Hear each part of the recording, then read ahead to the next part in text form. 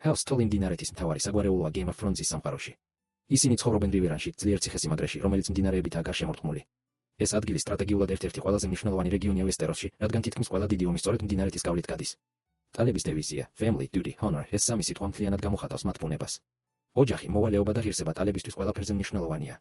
ისინი ყოველთვის ცდილობდნენ პატივისა და ტრადიციების დაცვას, თუნდაც ამისთვის დიდი მსხვერპლის გაღება დასჭირებოდათ. სახლის ლიდერი ჰოსტერ თოლი იყო, რომელმაც ტალების სახლი ვესტეროსის ერთ-ერთ გავლენიან ძალად აქცია. მისი შვილები მოგვიანებით ისტორიაში მნიშვნელოვან როლს თამაშობენ. კეიტლინ სტარკ ხდება ჰელს სტარკის წევრი და ჩრდილოეთის ომის ერთ-ერთი მთავარი ფიგურა. მისი ძმა, ედმიურ თოლი, ცდილობს საკუთარი ხალხისა და მიწების დაცვას, მიუხედავად მძიმე პოლიტიკური მდგომარეობისა. ტალების არმია საშუალო ზომის ძალად ითვლებოდა, თუმცა მათი მთავარი უპირატესობა მდებარეობა იყო.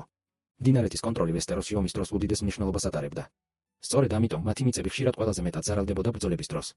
ტალების სიმბოლო ვერცხლისფერი კალმახია ლურჯ და წითელ ფონზე, მდინარეებისა და მათი მიწების სიმბოლო. ისინი შეიძლება ისეთი მდიდრები ან სასტიკები არ იყვნენ, როგორც ლანისტერები, მაგრამ ვესტეროსში პატივს სცემდნენ მათი ღირსებისა და ერთგულების გამო.